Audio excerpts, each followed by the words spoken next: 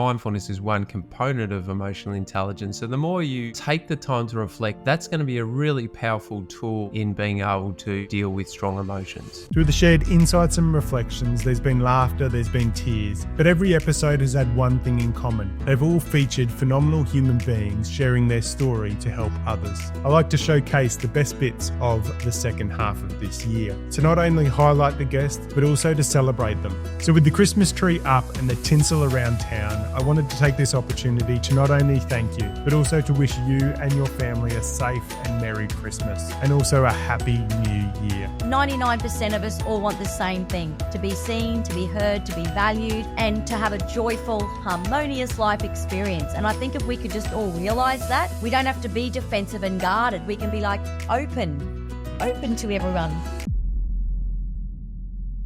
Domestic and family violence, it's not always just physical, is it? Can you talk about the definition and some of the layers that come with that domestic and family violence? Yeah, absolutely. If I was to do it at a high level, we would say there are physical behaviours, verbal behaviours and controlling behaviours. And what's happened over probably the last decade is we've probably learnt more about the verbal and controlling behaviours, and we now put them under a banner of what you might know as coercive control.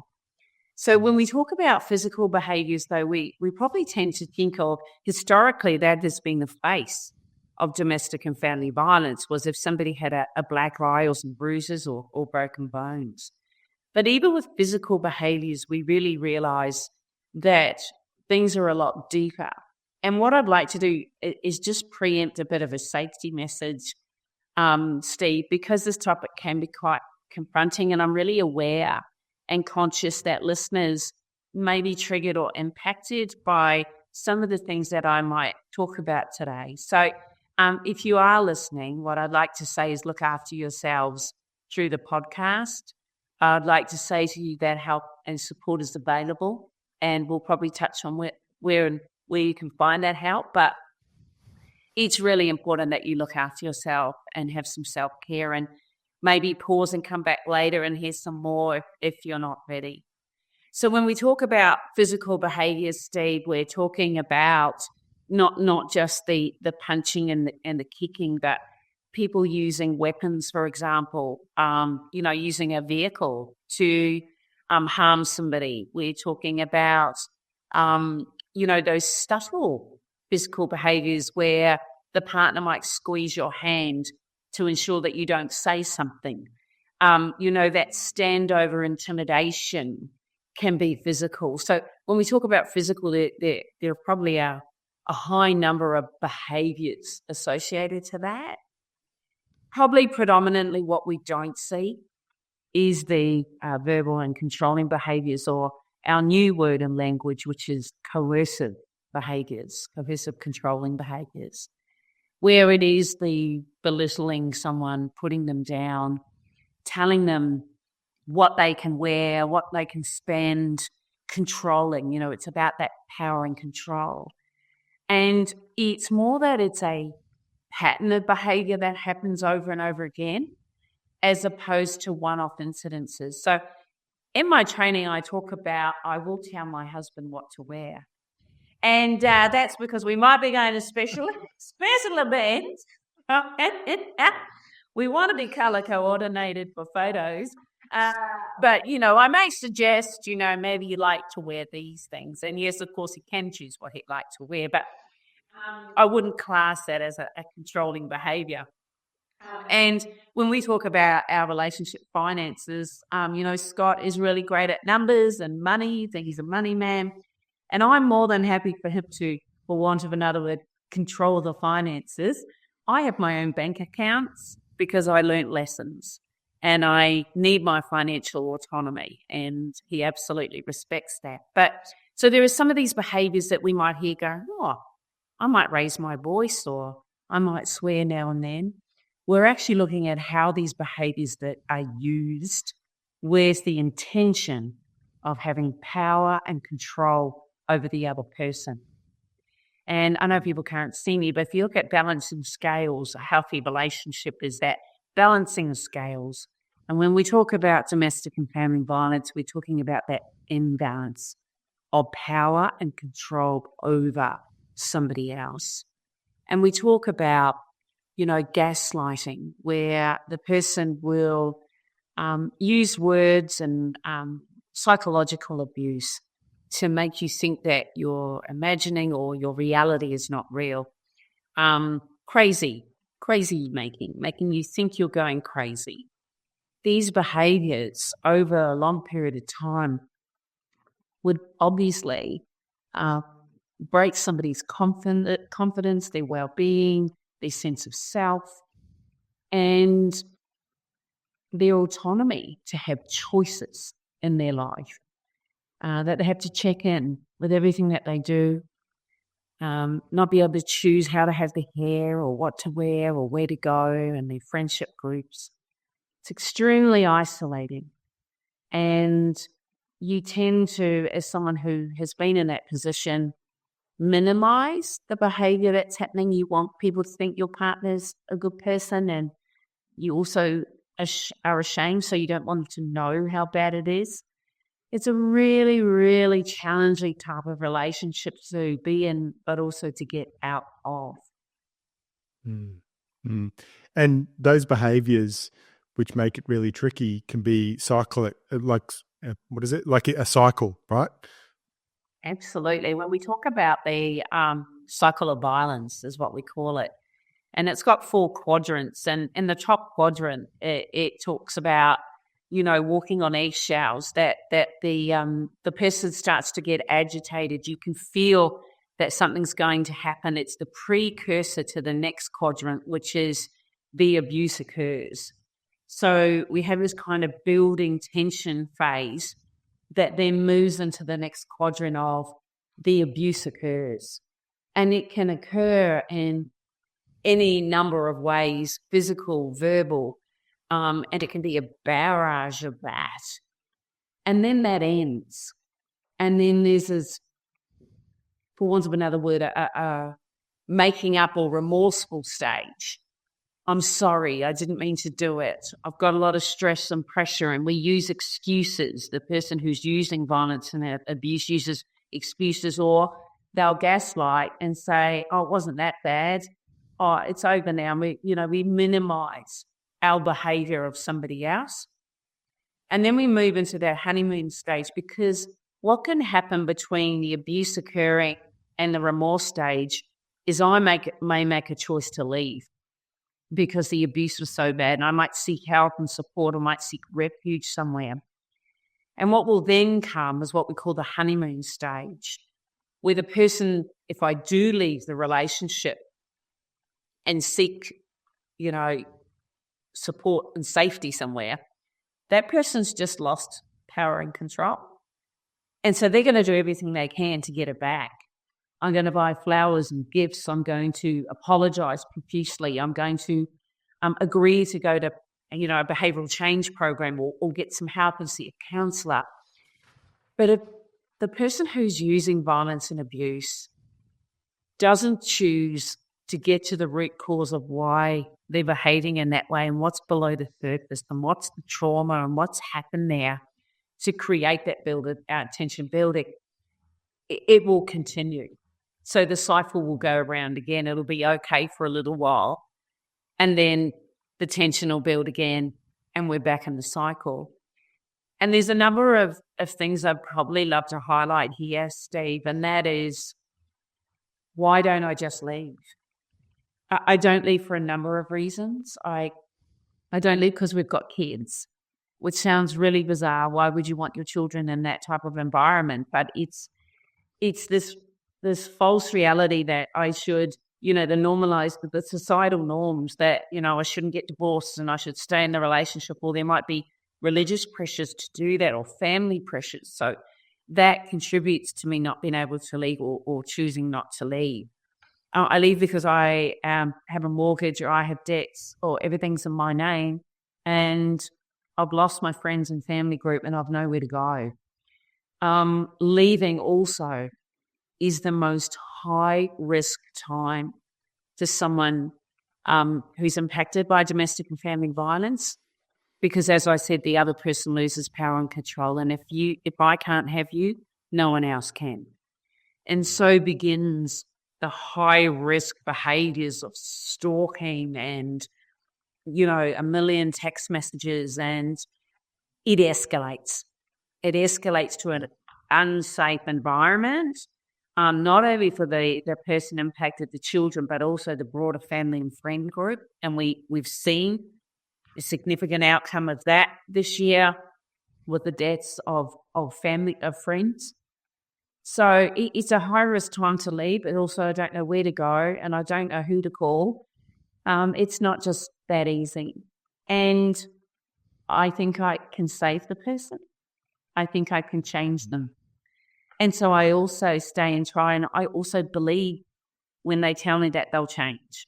I want to believe that their behaviours will change. So there's a number of factors and things that play into why someone doesn't just leave. It's really, really challenging. And when they do, it's even worse. It can get worse before it gets better. It's tough.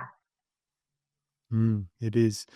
Just looking at some of the statistics, and you might have some more, but, for those listening that, might be in the dark around domestic and family violence, just reading here, 1 in 6 women and 1 in 16 men have experienced physical or sexual violence from a current or former partner since the age of 15. 1 in 4 women, so 23%, and 1 in 13 men have experienced emotional abuse from a current or former partner since the age of 15. On average, 1 woman a week and 1 man a month are killed by a current or former partner in Australia. They're just shocking statistics, and they're unreported as well. Yeah, so exactly, Steve. So if we imagine that statistics are only as good as those who report, this is a highly underreported issue in our communities. And I do want to acknowledge there, and thank you for also highlighting that men do also experience domestic and family violence. And we use these statistics to also highlight, but not at the rate of our women. I want to give you another one. And the other one for me is that 1 in 2 LGBTIQ plus individuals from our queer community are impacted by domestic and family violence and are even less likely to report. And also, we've actually just developed an online e-learning free resource for frontline workers for our LGBTQ plus community, because it's hard for them to see themselves, because we only really talk about heterosexual relationships when we're talking about this issue. So there are significant further barriers that our queer community face, our other minority groups, those with disabilities, our elderly, our culturally and linguistically diverse, where they're threatened with deportation or, immigration issues. English is a second language. They're not aware of the laws here. This issue is a lot broader with their breadth that we probably know about. Yeah. When you were talking earlier around, obviously there can be elements and people can be sitting there listening to this saying, oh, I do that, or, oh, I experience that, but obviously as a mental health first aid instructor, I aligned with what you said around, we talk about duration, severity, impact, and those 3 things, duration. How long has it been going on? Severity, what's actually happening? How severe how severe are the actions or the words or the control? And then, obviously then you've got that impact. How is it impacting their life? How is it impacting their physical, mental, emotional health? Absolutely. And couldn't agree more. And I love those. I love those 3 because and each individual one is so significant. And then we really understand the full impact, and particularly on our children, as well as the individual who's experiencing it. Hard work beats talent when talent doesn't work hard. And I'm sure through obviously your journey through swimming and through coaching, you've seen obviously many examples of that.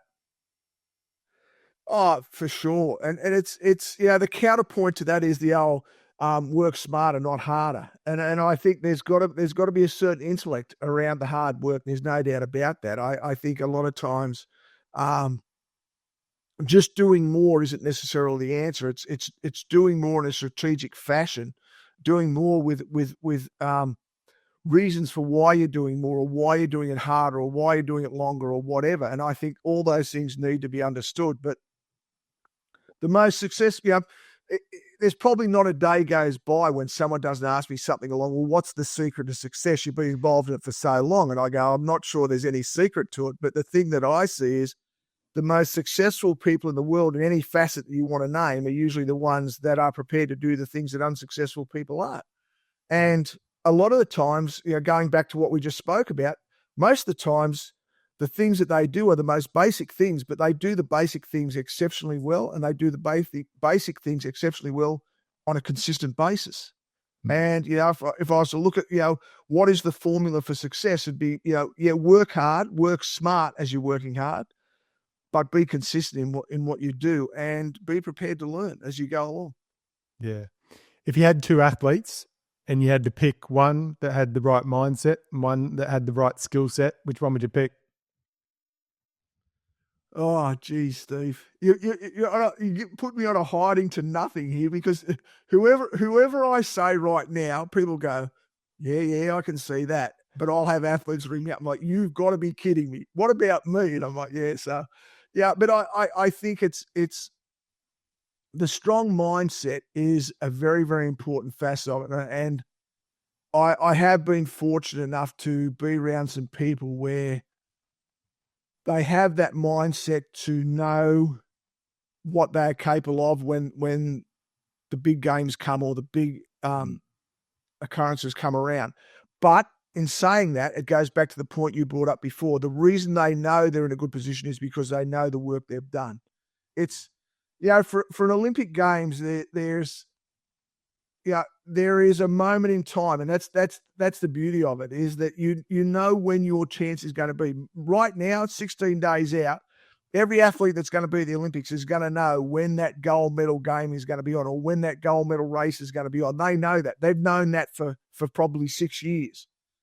And so you have to prepare for that one moment in time. So when you talk about the mindset, it's like you've got to have that mindset to go, okay, at 7:37 p.m. on, August 1st, I'm going to be at my absolute physical, technical, and psychological best. And that takes a lot of hard work. So there's the mental aspect, but there's also the technical aspect, because when you get there, all the pieces of the recipe have to come together at the right time, in the right way, for the right reasons for it all to work. So I think it's a combination of both. But, have I seen people with less than strong mindsets do well? Absolutely. And have I seen people with strong mindsets not so technically high? Absolutely. But when you see both of those come together, as a coach, you're looking back and going, world, look out, because this is going to be something awesome. Like I want to take a passenger seat and just be a spectator like everyone else to watch this thing unfold, because it is, when you see someone that's a master of what they do, and that mastery comes from that work. That mastery comes from that not leaving any stone unturned, to doing everything that needs to be done to allow that to happen. When you see that in action, it is a wonderful thing to see, but I think it's inspiring. I think that's one of the great things that sport does. It inspires people in various ways. And even for people that don't like sport, in 16 days' time, people that never watch sport are going to watch sport, because it is the Olympics. It's the best of the best, and you have to put up at a certain point in time and show the world who you are and what you're about. Always a great challenge. What is the solutions? What do you think needs to be done right now? Because obviously they're years. Like I went through and was looking up homelessness in the news, right? And go back 5 years, 10 years, 15 years, right? There is article after article. You've also got, like the CEO of the REOQ, who's very passionate. I know Antonio Meccarella and Peter Brewer, who's the chairman. They're very passionate around this housing crisis. They hosted a housing summit 2 years ago, and the government have basically not delivered on much at all in that 2 years. But I'm sure they've spent a lot of money on reports and audits and all these things. But what have we got to show for it? Nothing. Yeah, look, I've got to try and contain my temper on a lot of this stuff, because I do get super frustrated about it, and I get super passionate about it, because those examples you've been mentioning there, Steve, I've been advocating for certainly around Pinkenbar, as was Adrian Schrinner, the mayor of Brisbane. For a long, long time, it's sat empty for all these years, and now, like you just mentioned, it's going to be that AFP training facility. The rationale behind that is like, well, let's just get this decision overturned and get it helping people, because it just doesn't make sense. It just doesn't make sense to me. There's a lot of talk about how much money is going to be thrown at housing and affordable social housing, and that's all well and good. But the problem is, homes are not coming anytime soon. This is the thing. And I've been advocating, and I was at that summit, by the way, you just mentioned, the housing summit a couple of years ago, and there was a lot of positivity about building homes and stuff. And I was there just thinking, so what are we doing now? What are we doing the here and now for people that are out on the streets tonight? It was all sort of like washed over in terms of that. It was all about how do we build prefabs and all the rest of it, and it's all about that, whether you've got to deal with the here and now as well, and then how they can run in parallel to one another. So a lot of if you find yourself bored, Steve, please, be my guest, run through my profile on LinkedIn. And, I've been talking about this for a long, long time in terms of how homelessness was going to become a tsunami, after COVID, and what we started seeing there, the mum and dad investment properties, they were getting twitchy and they sold their properties. That then became an issue in terms of available properties to rent, and then because they were bought. Obviously, owning a real estate agency, what happened is all those investors who could finally make some money because they'd invested, held their properties for some 10, 15 years, finally could actually sell and make a little bit of a profit in our area. I know that's what I'm speaking for. But what happened was they were being sold to homeowners, not to investors. That's right. And there becomes the other sort of cause and effect from there. Obviously, the housing prices started to shoot up, and they still continue to go now, even despite interest rate rises and all the rest of it. But for me, it's always been about shelter first. And again, I've been going on and on and on, and I'll continue to do it until we get there. And I didn't realise you were an Ipswich man, because we'll have a chat later. You need to have a chat with someone else. I've been talking about shelter first, no one left outside, but how we can mobilise overnight when we see a natural disaster like a fire or a flood or a cyclone. We can mobilise evacuation centres, safety, shelter, security, services, a place for people to sleep. Okay, they're very short. Quickly. Yes, they're very short term, but we're in a national emergency called homelessness. Hundreds of people are losing their life every year. 47 average life expectancy. It is a disaster scenario now. Why are we not allowing the not-for-profit charitable sector to have disaster management powers and protocols to effective, and the funding to go with it, by the way, to mobilise shelters quickly like we can do in times of natural disasters? Because they're planning exempt, because it's a disaster scenario. And that's why now, I've been calling a state of emergency across the country, and there's a petition going at the moment here in Queensland. So I'm not sure when this airs, Steve. I've signed it. Yeah, I'm not sure when this airs, and you people listening, they're probably sort of far and wide, but we need as many people signing that petition as possible, so it gets in government. They can't say, well, the people are speaking here. They want something to be done, because it's only getting worse. There's many, many factors. There's immigration, people coming into the country. There's cost of living crisis, rental crisis, housing crisis.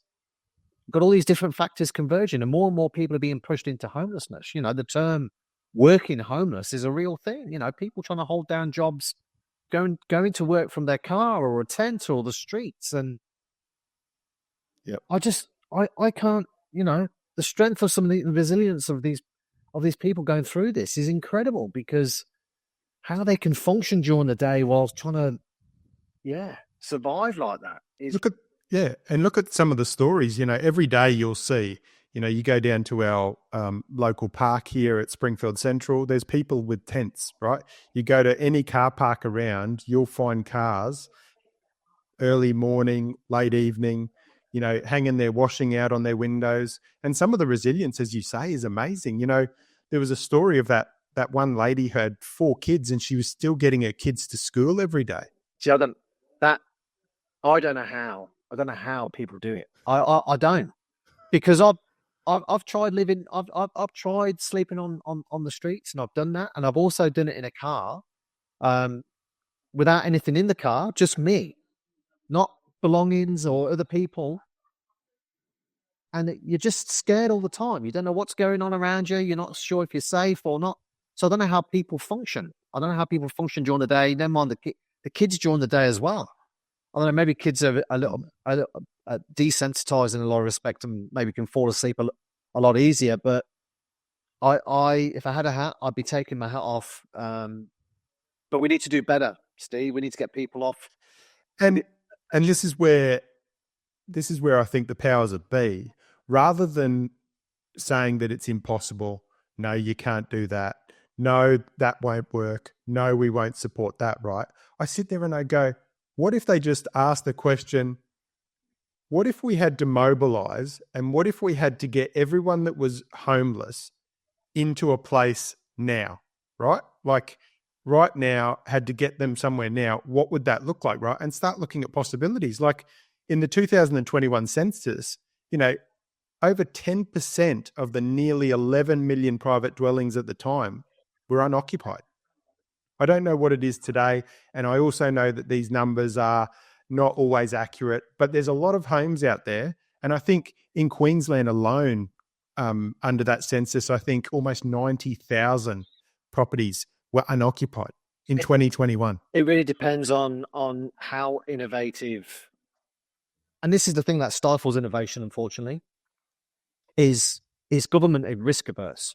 You know, they want perfect solutions, where I believe we need to get used to imperfect solutions that are going to help people and solve and address an issue.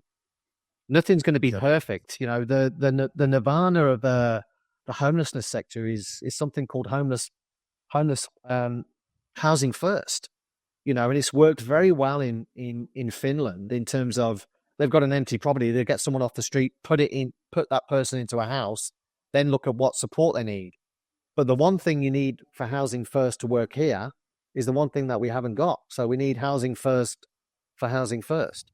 So we can't do that, and homes ain't coming anytime soon. So we need to get used to imperfect solutions, and then encourage imperfect solutions, and then iterate as we go along. But the thing is, you need the action to happen now, not after an inquiry or some research. Or that's what gives me pardon my French, the shits, because it's all let's spend lots of money on reports and all this sort of stuff when it could be helping people. Well, and that's the thing, right? So what's going to happen is we've got a state election in October.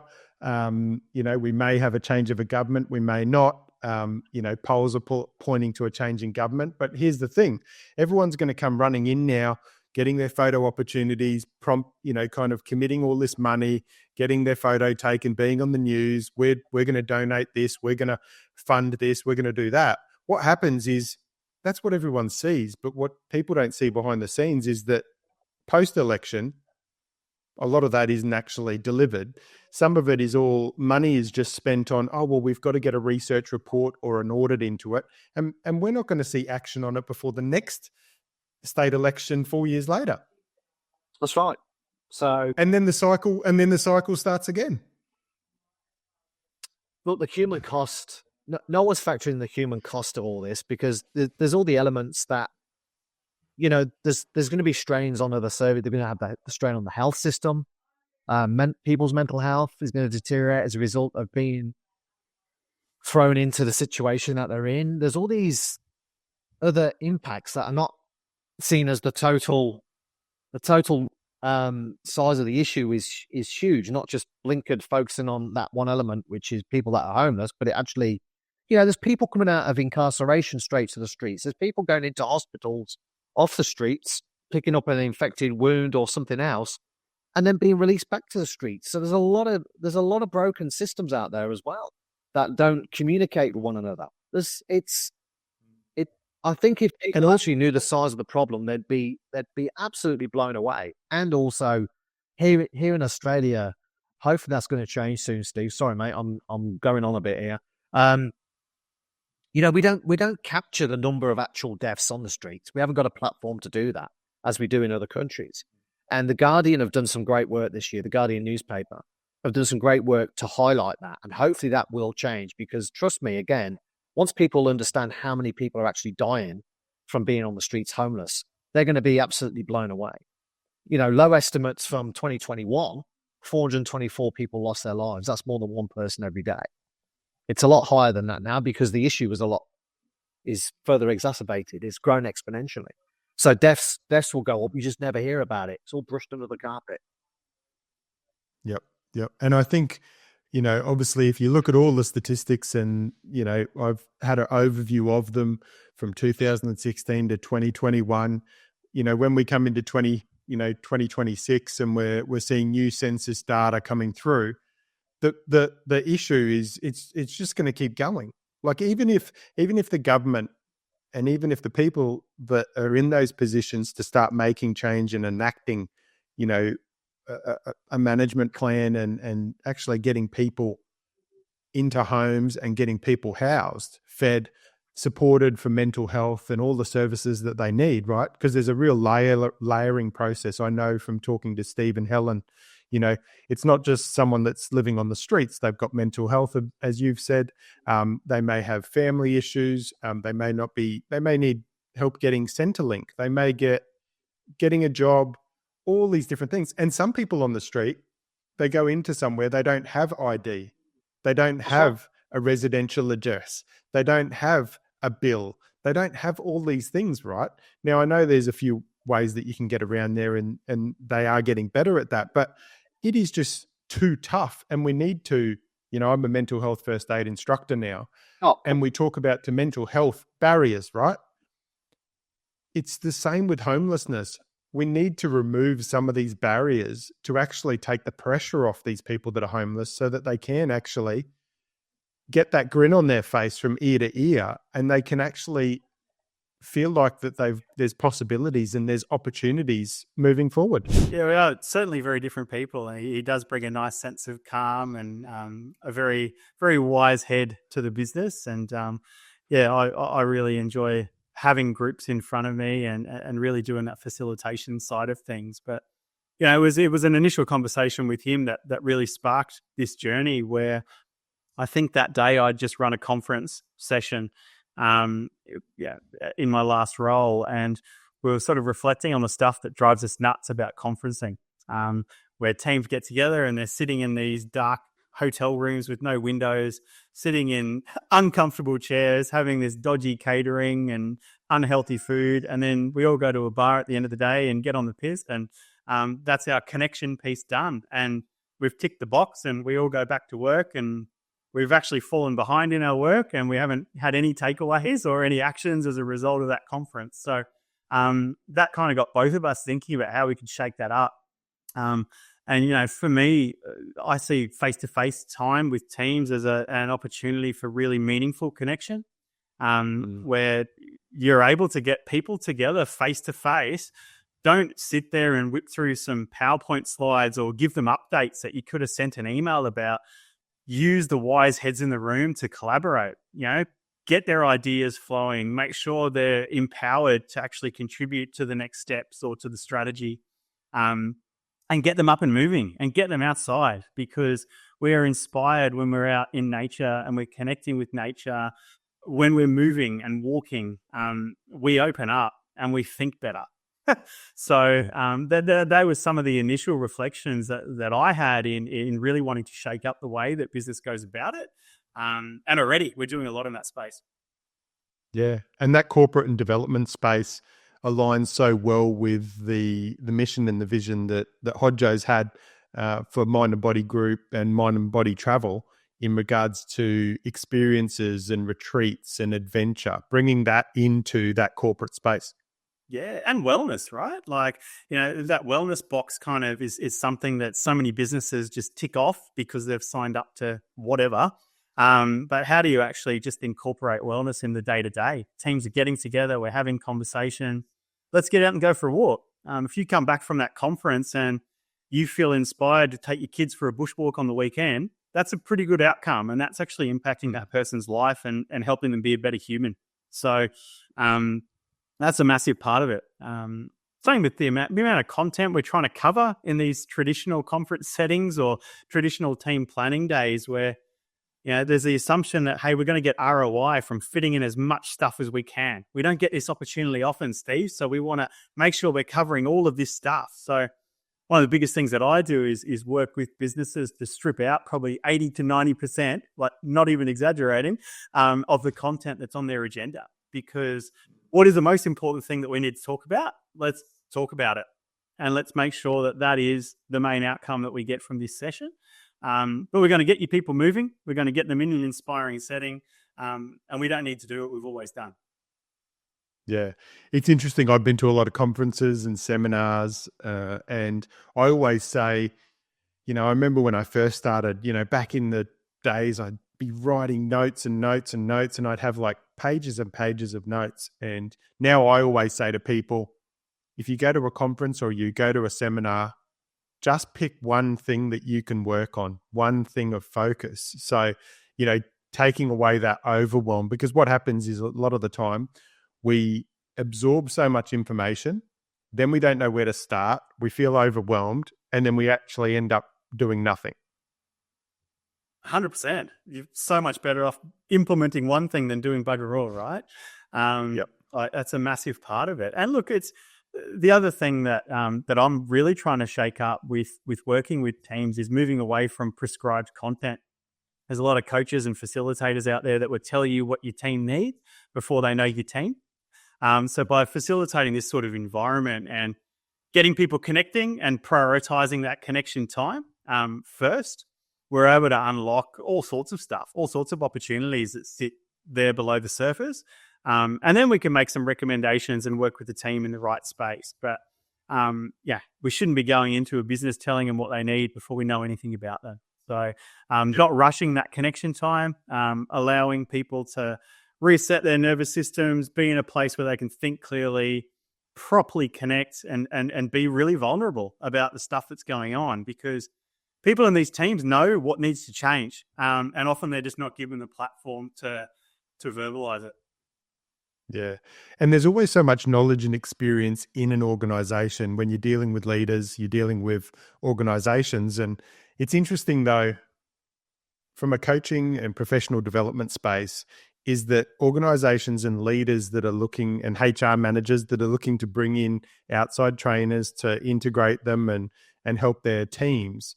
The interesting thing is, I always say the best thing for a team would be, and I've been looking at this as well, is that walking in, you've got a blank whiteboard and a blank flip chart, and you turn around and you say, right, what do you need help with?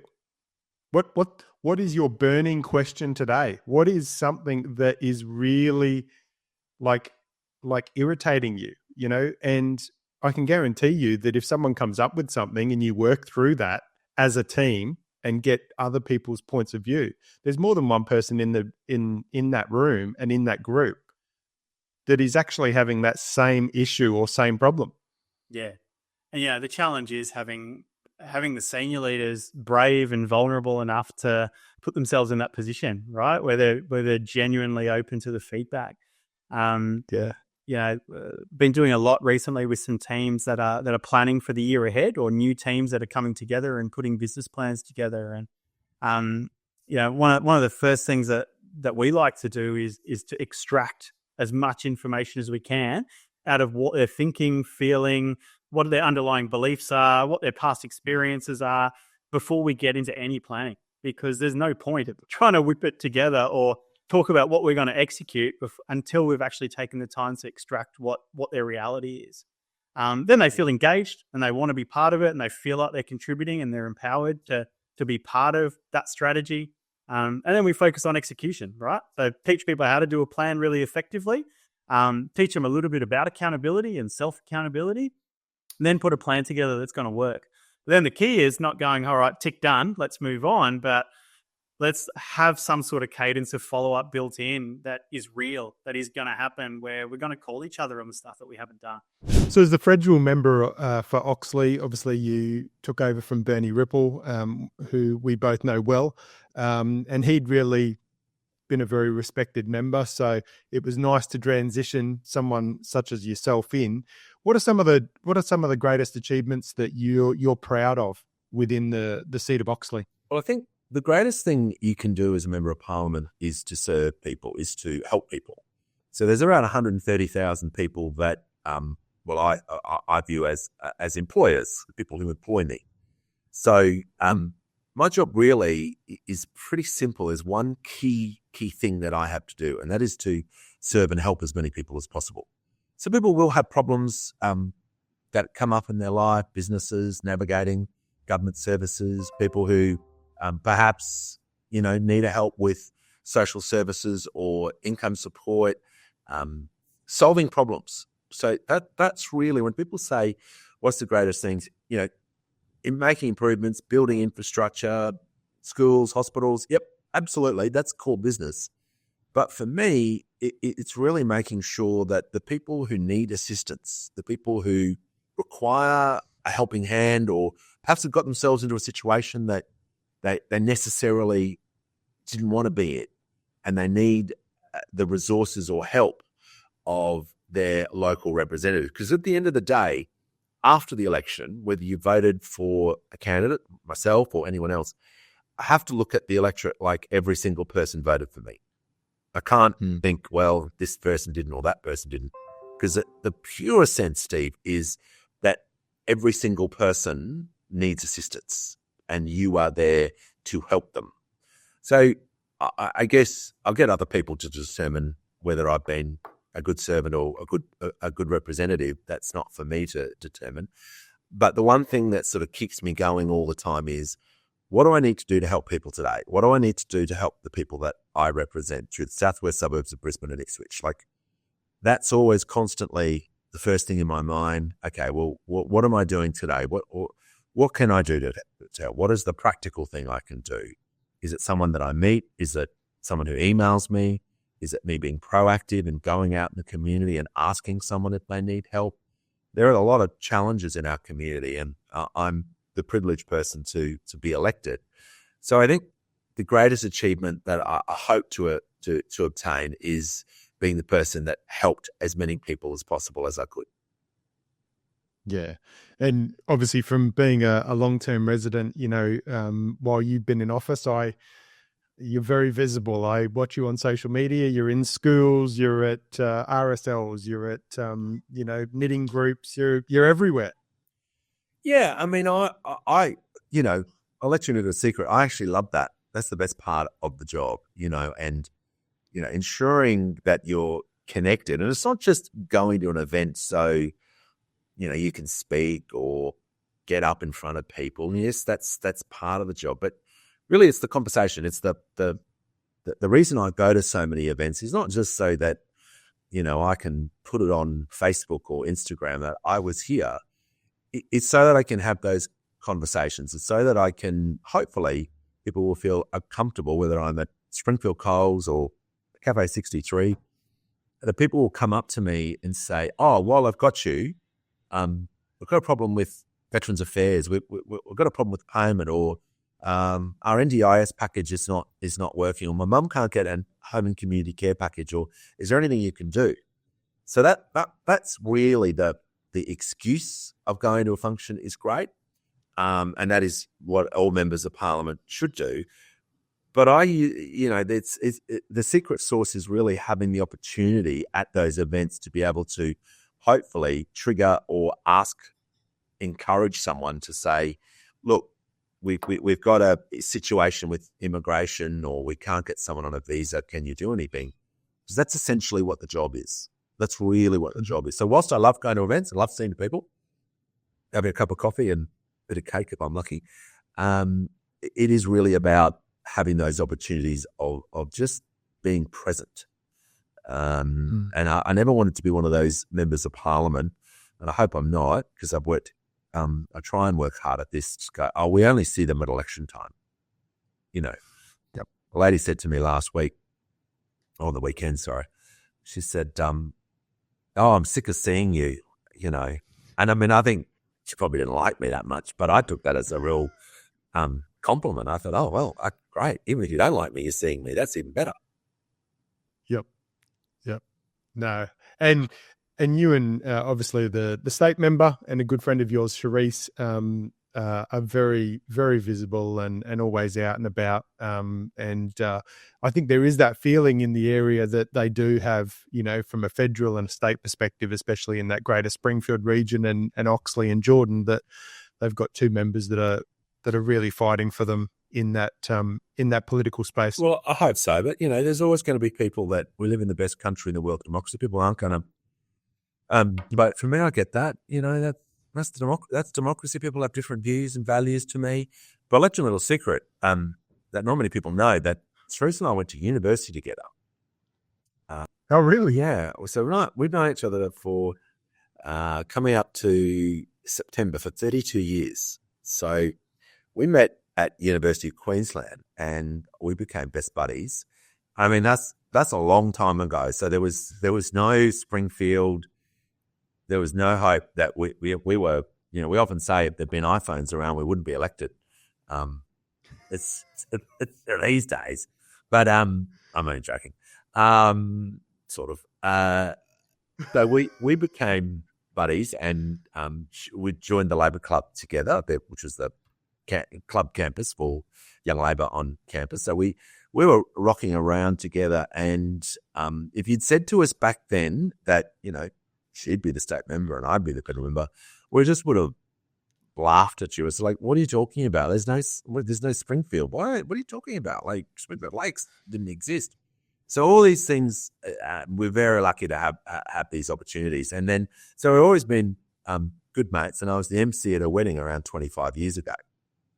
So we've always been sort of connected, but it was never a grand plan that we would run. We just ended up in these very, very privileged positions. And, because we are close friends, that means it's a joy to be able to work with someone when you know them so well and they know you. And, we have our disagreements and there's time to time where we don't agree on everything.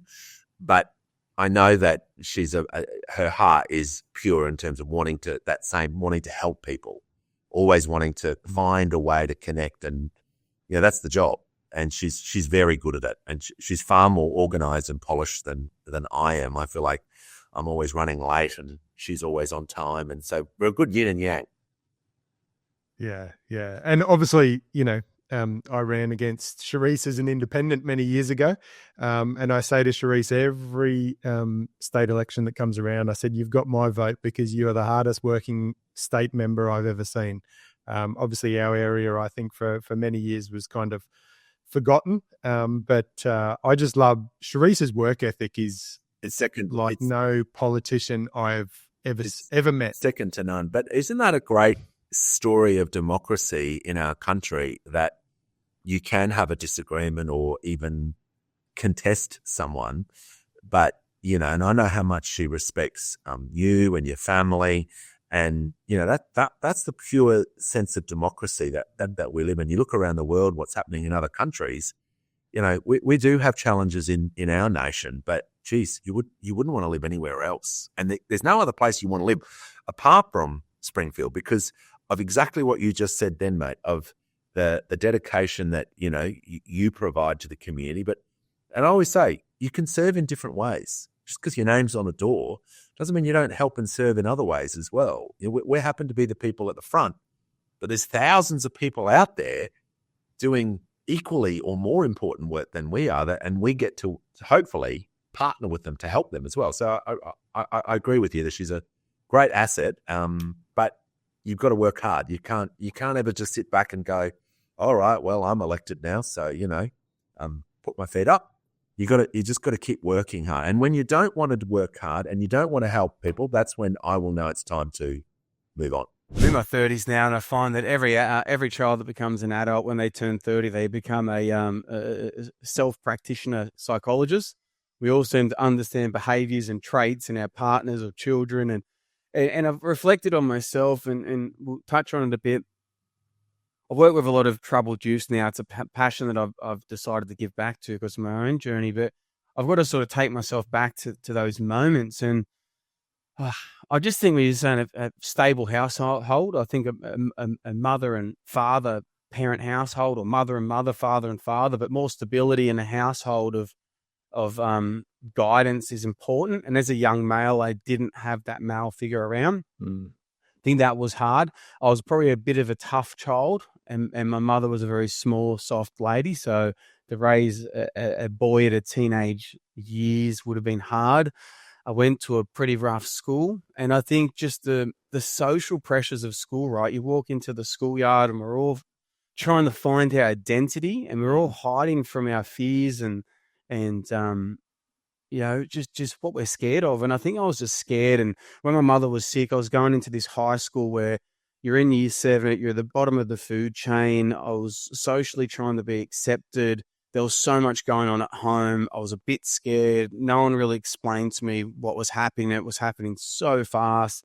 And I was just a ball of frustration built up, right?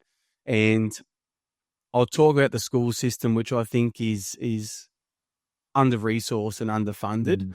And it's such a hard job. And I think teachers should be paid more. But I think the system is broken a bit. And it didn't cater for kids like me. And it's not meant to. Your teachers are flat out trying to teach 20-odd kids. And I think I just didn't have a way to deal with my emotional intelligence, right? I hadn't been taught the behaviors or the skills and we only know what we know. And I was in a household with mainly brothers, and it was rough. And, I just picked up the only way I dealt with things was usually exploded, or, I'd get in fights or be mischievous rather than using words and communication. So, yeah, some of those emotions, and I go back, it's some tough ones to think through.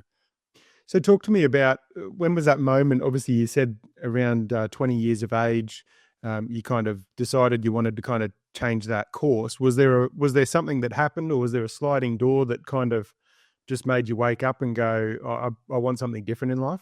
Yeah, that's right. So it's that little piece of whatever it is, spark that comes from the subconscious, right? And I try and find this because I want to understand how I can turn that on with some of the kids that we work with at a younger age. And if you look at all the greats in the world, people that have done greater things than me that have turned their lives around from significant adversity, it's like, what is that thing? And I think it always comes from within, right? It has to come from the individual. It doesn't matter how much support and guidance and people bash things into you about changing your life. I think there is an epiphany, and sometimes there can be multiple events that shift you. And it took me probably time to shift at different events. But the short answer was yes, there was definitely some significant moments in my life that I can remember, and I can resonate with how I felt, and my mindset shift and my belief system shift. And I don't know, Steve, where you can say it comes from, mate, but it could be from the collective universe. It could be from God. It could be from yourself. I don't know what people's perspectives are on, how humans are made up, but it comes from somewhere. I don't know where, but it's definitely from within, and it's normally from a life event. So I had some pretty significant things that happened where I had to really step back, that rattled me, and I had to really think about who I wanted to be. And the path I was headed down actually started to get quite grey and dark, and I was headed for a pretty bad future if I didn't change. Yep. Now, you attended Boys Town. Is that right? Yeah, correct. Lucky enough. Which is now called the Dunley Centre? Yeah, that's correct. So they changed the name to Dunley Centre, the original Boys Town, because they now do programs for young girls females and young men. So it's obviously helping all walks of life, which is great. So they've expanded. And you volunteer and play an integral part at the Dunley Centre as well? Yeah, so I was look the Dunley Centre, called the original Boys Town, is the name, because there's also the Boys Town that does the fundraising out of Queensland, and that's not the original Boys Town. So it's been around for about over 100 years. I think it was founded in the early 1900s. So out of all the kids that went through, I was the first student ever to come back on the board of directors, and I sat on the board for several years. It was before I had children. It was a lot running and building my own business. Then I was sitting on the board helping with programs and some of the expansions on the facility and things they did. So I was a part of that, which was great, but it took up a lot of my time, and I eventually stood down. I did say to them, I'm happy to act in the capacity of working with the kids, but I found on the board I was more working with the legals and the education system, because I've now got a year 10 program, and they're trying to bring in the HSC for kids to continue full schooling. And it got a little bit too political for me.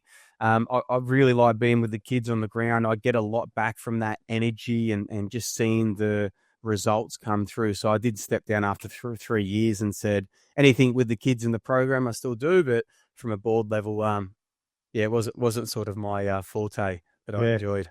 What was it like being on the other side, obviously having attended, and then obviously, seeing it from, board level? You see how much people really care. And there's a lot of people on the board that were successful real estate agents, lawyers, people with really good backgrounds, giving their time to the board. So that was great to see. I think a really good insight for the board was, because I actually went to the school, some of the people on the board couldn't relate to the kids. And the thing was, I could relate to the kids, and then I've been in business and been around the complexities of legalities and things like that. So it was really good insight for me to share that with them. So I found it a really good contribution to give that part to the board. So it was a great insight to see, and it was really good to see how far they've come since I went there, and the fundraising and how much works in raising money and having to tick all the boxes to be able to help the kids like me. There's a lot of work that goes into it. So I appreciate the people that they're still doing it. Yeah, that's awesome. And working with youth, obviously from your background, obviously it would keep you grounded. Yeah, it would keep you as a reminder of, how far you've come.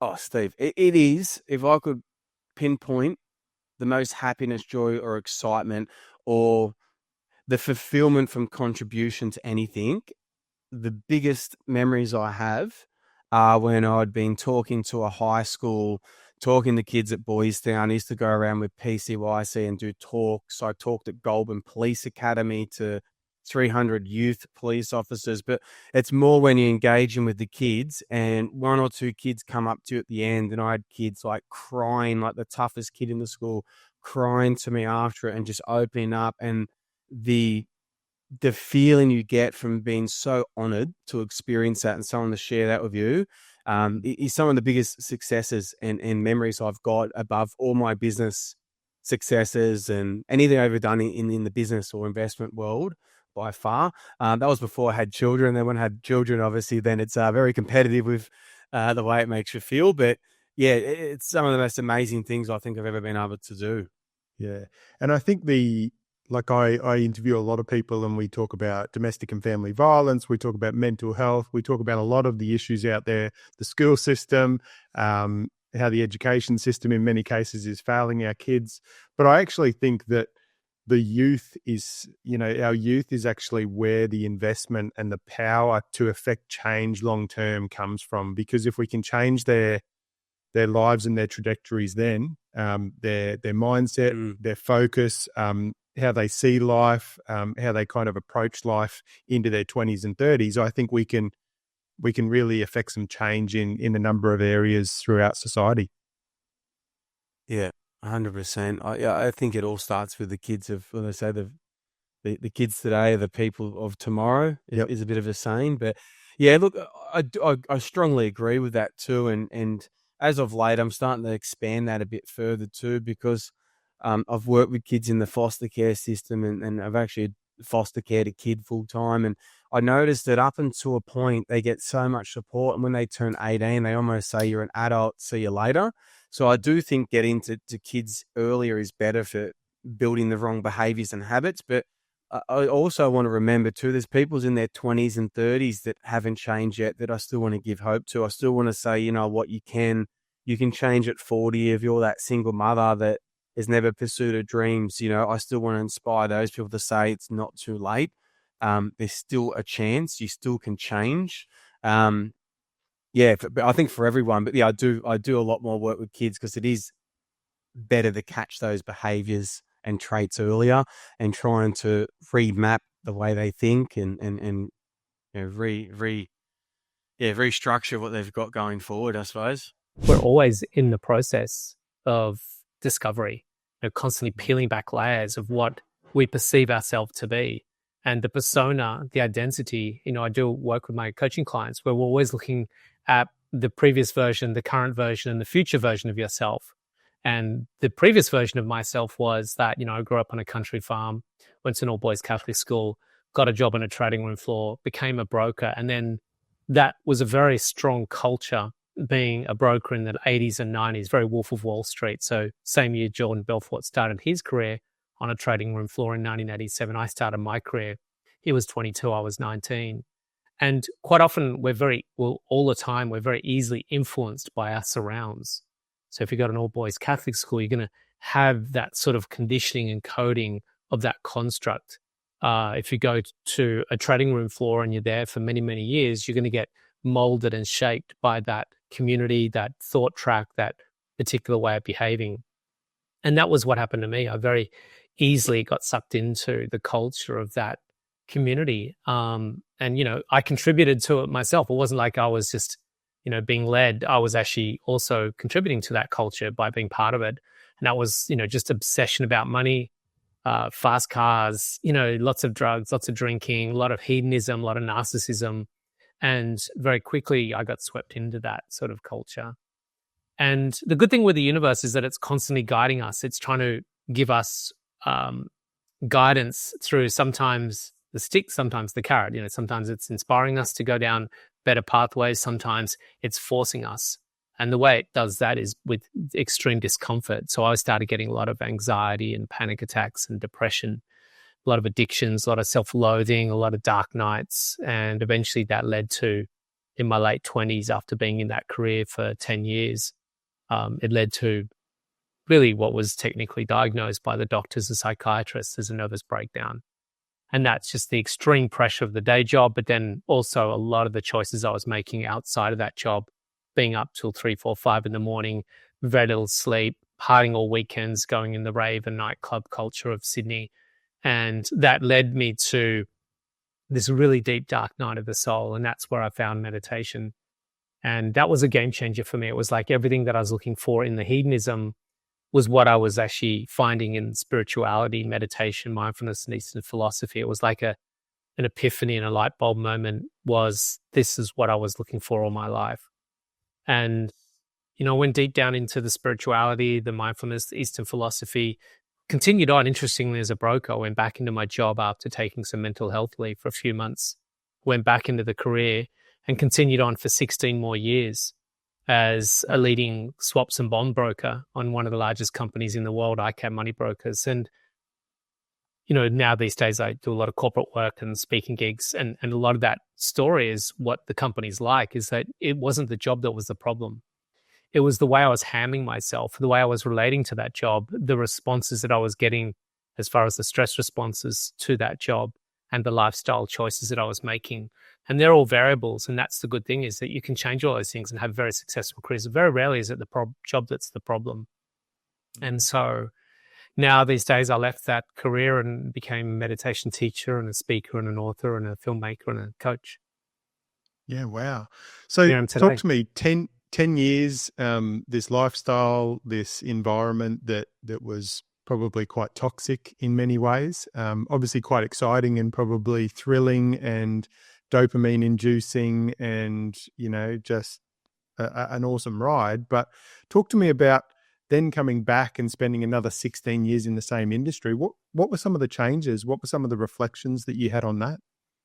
The biggest shifts were when I started using this meditation technique, it moved my body out of the sympathetic nervous system state to the parasympathetic nervous system state very quickly. And so just breaking that down for the audience, the sympathetic, think of stress response, S for sympathetic and S stress response. So in the stress response, we have high levels of cortisol, adrenaline, norepinephrine. That's when you're supercharged, you're full of energy, but it's cortisol driven. And that's where most of the world is operating from right now. Now, when we're in the sympathetic and we have the cortisol, adrenaline, norepinephrine in our bloodstream, we shut down the production of serotonin, melatonin, and oxytocin, the biochemicals for happiness, sleep, and love. So we have very low levels of the feeling of happiness, very low levels of the feeling of love, and very poor sleep because we've got large amounts of cortisol and adrenaline in our bloodstream. Now, you can operate at that level if you're getting mugged, if you're in a battle, if you're running from a saber-tooth tiger for very short periods of time. But the problem is we're seeing teenagers, 20-somethings, 30-somethings, all the way through life, people operating for long, long periods of time in that state, which is what happened to me. Now, that's what leads to depression, anxiety, insomnia, and then sickness and poor health. Now, what the meditation did was it got me out of the sympathetic and into the parasympathetic, which is the peace response. And we flipped that from cortisol and adrenaline to serotonin, melatonin, and oxytocin. So now what we're doing is we're operating in flow state. And those cravings that you had for getting those highs is replaced by something that is an internal high. And so now you're no longer requiring an external world experience, an outcome or activity to provide you with the high because you've already cultivated yourself through your meditation. So what it looked like for me with my career was that you just have a greater calmness about going about your job, but also the things that you felt drawn to socially start to change. So rather than me going out in a bender, what I felt more like doing was having an early night, a really healthy dinner, and getting up and going to the beach and doing some yoga and meditating. Now, that did affect my career, and I had to find alternative ways to interact in the marketing process of my career. And that was a little bit challenging. It's never that easy when you're in a culture that has one particular status quo, and then you start operating outside that status quo. That is where things get a little bit difficult. And you've got friends in the real estate industry. You talked about Aneta. These people is looking to change status quos of the way things are done, and that's really what leadership's all about, I believe. Yeah, wow. And I really relate to you talking about, obviously, your finance broker experience through the anxiety, depression, burnout, because I hit that in 2018 in real estate. And, coming through that experience over the last 7 years, for me, I'd love to get your thoughts on how did you go from finance broker to meditation teacher, and how did your self-identity change? Yeah, it's a big one, the self-identity. That's the one that's always the struggle for a lot of people because we get so, enamored by our identity. We get so established, almost calcified in our identity. We get so rigid in our identity. And that can come through where we grew up in our childhood, what school we went to, what political persuasion our parents had, what sports team our father supports, all that sort of stuff. But being a broker was a big part of my identity. But what I find and where I mentor a lot of people on is there's a natural sequence. It's a 3-step phase that people go through, usually through a crisis, is they start out seeking to find a way through that dark night. So the first step is they're a seeker. How do I get out of this?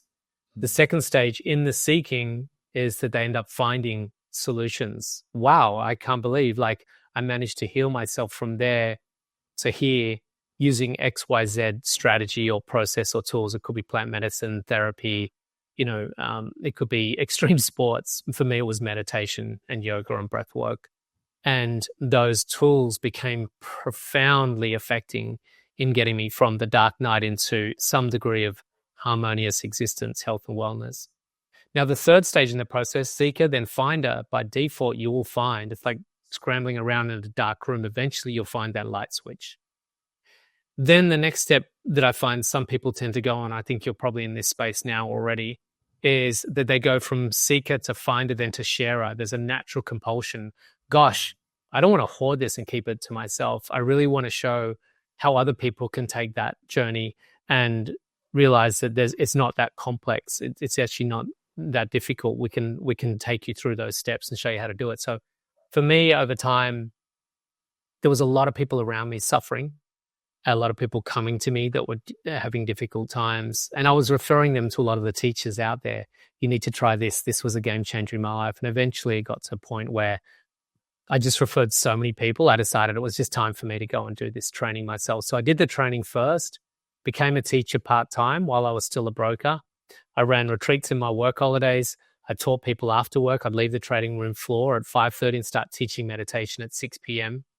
And then eventually I worked on a business model, which took me a while to refine, that would enable me to support and finance my family and, my own sustainability economically, financially, by having a business model around the sharing of this knowledge.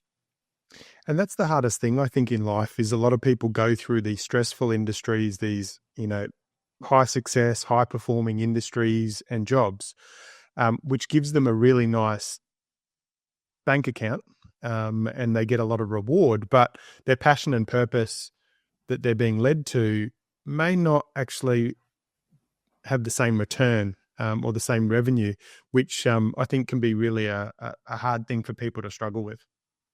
Yeah, look, first, I think we have to assess what are core values. And what we have is a world that's actually more affluent than it's ever been in the history of humankind. The way most of the planet, not all, obviously, some people still have very, very difficult times, and we want to acknowledge and see if we can support those people around the world.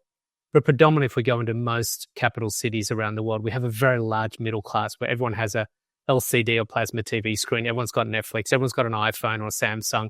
Everyone has access to food using Uber Eats. And, it's quite an affluent world that we're currently in. Yet we still see abject levels of anxiety, depression, medication, unhappiness. And so we can see that we're putting a lot of value on the acquisition of things, thinking that that's our source of fulfillment. But what we're not putting a value on is fulfillment itself. And we think if we get things, we'll get fulfilled, rather than if we get fulfilled, then work out the getting of things after that. That's put the horse before the cart. And so it's a challenge at the moment, particularly where we're seeing a lot of people really getting a little bit disgruntled with their careers, because we're seeing a core shift in values in our society now. A lot of my friends are going, well, I can be on a multiple six-figure salary and really trying hard and being very stressed to sustain $1 million mortgage, or I can sell up my possessions, go and get a small country town, a small house in a small country town, have a really simple life, grow some vegetables, do a small part-time job, do something that I'm passionate and purposeful about. And this is a really exciting time because we're seeing a reassessment of the trajectory we've been on as a species, where if I get things, if I acquire things, we call this outcome-oriented fulfillment, maybe that's just not working out for us. And the big question, I'm actually doing a post on LinkedIn today, it's a poll where I'm going to ask people, would you rather have less money and live a more purposeful, happy life?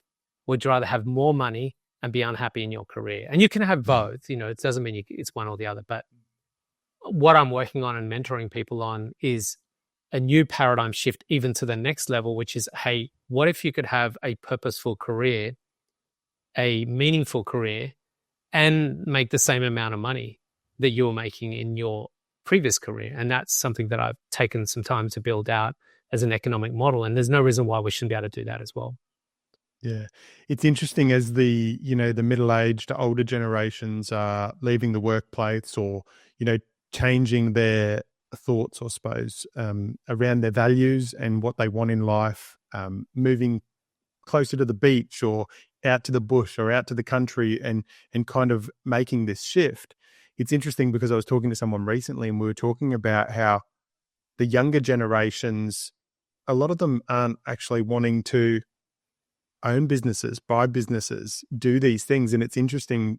It's going to be interesting to see this shift and how society operates, because a lot of the people getting out of business, a lot of the people selling up businesses, a lot of the people moving into that different shift, I suppose, or different kind of experience, there's not as many people coming in to actually take up that slack or kind of move forward with business and industry that there has been. So it's going to be interesting to see.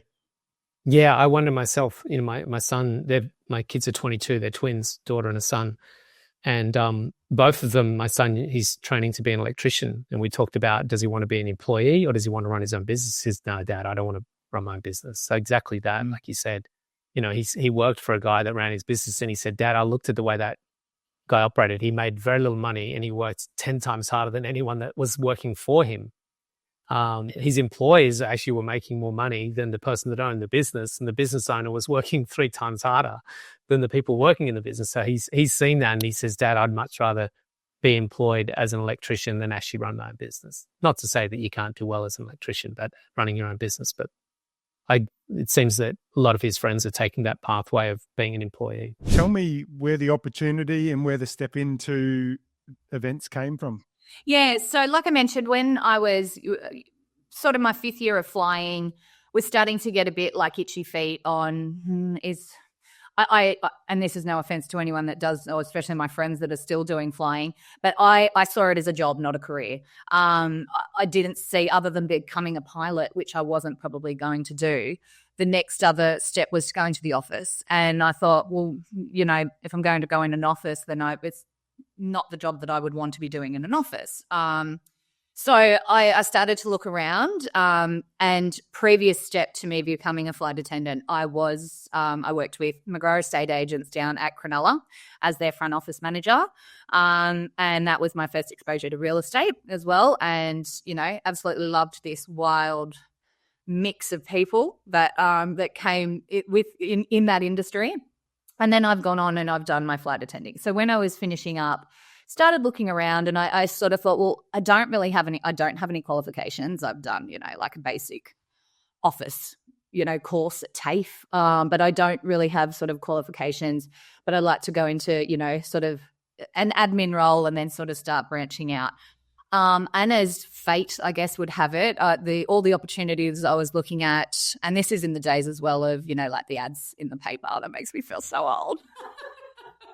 But I came across this ad for, it said like dynamic real estate brand in the heart of the eastern suburbs, blah, blah, blah. And something in me was just like, that sounds like McGrath, but, it never says what the company name is.